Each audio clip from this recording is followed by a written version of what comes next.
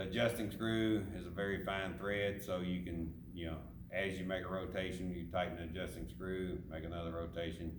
With our pipe cutters and tubing cutters, we are displacing metal. Okay, we're not removing any material, we're just displacing that metal. So when you cut through steel pipe and when you cut through copper pipe, you'll see on the inside of that, they'll have a burr. We wanna remove that burr, and we'll go through that process later.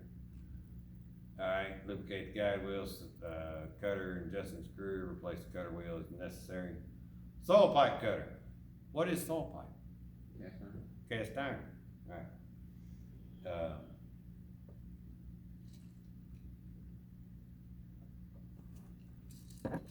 This is a ratchet style soil pipe cutter. We do have a snap chain style soil pipe cutter. We will use both styles in here. It has a cutting wheel on every link of the chain, and we're, just like with a hammer and chisel, we are creating a controlled break in cast iron.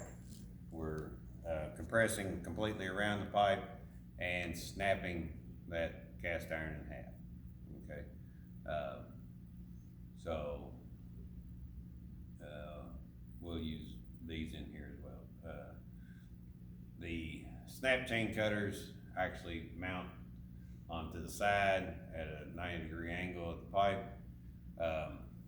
So they typically are used outside of the ditch, where these would be used inside the ditch.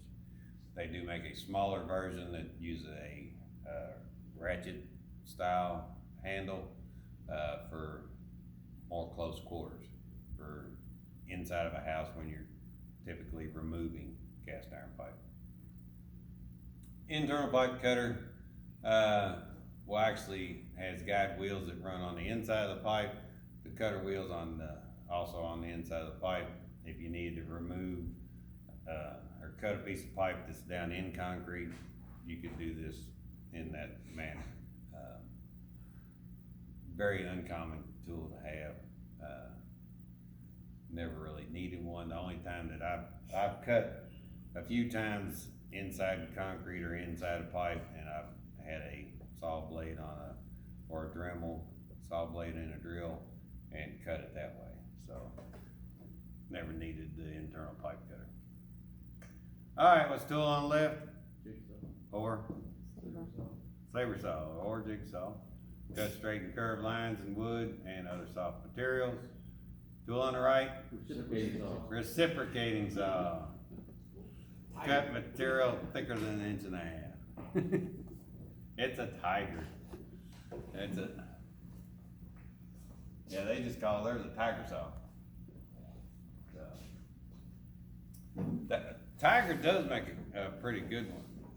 I don't know if Milwaukee's caught on yet. They probably have. But Tiger actually had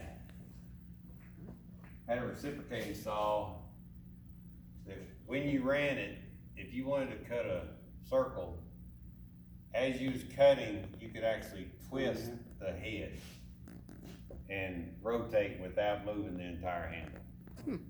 It was pretty sweet. Tool on the left, hacksaw, cutting metal, and jab saw, cutting metal in smaller or less accessible places. Files on remove small amounts of metal or wood, shake and smooth the material. And cold chisel can cut cast iron, and will cut cast iron tomorrow. Pipe cutter revolves around pipe to cut, and soil pipe cutter chain slowly rotates to cut the pipe. I don't think that's a good way to say that. More like snapped it more than. Thank you. It compresses it. See, it's got a wheel, it's got cutting wheels all the way around it that are compressing into that pipe. somebody read that as rotating, and I actually heard that this guy did it. He would tighten it down, and then he would rotate this thing on cast iron. Tighten it down, rotate it again, and he was using it like a pipe cutter, rather than just crank, crank, crank, snap. And it did make a clean cut, but totally, yeah, a lot of work and totally unnecessary. So it's not the way it's designed to work. It's designed to snap. So, all right, let's take a break. We'll come back to drilling and boring tools. Boring.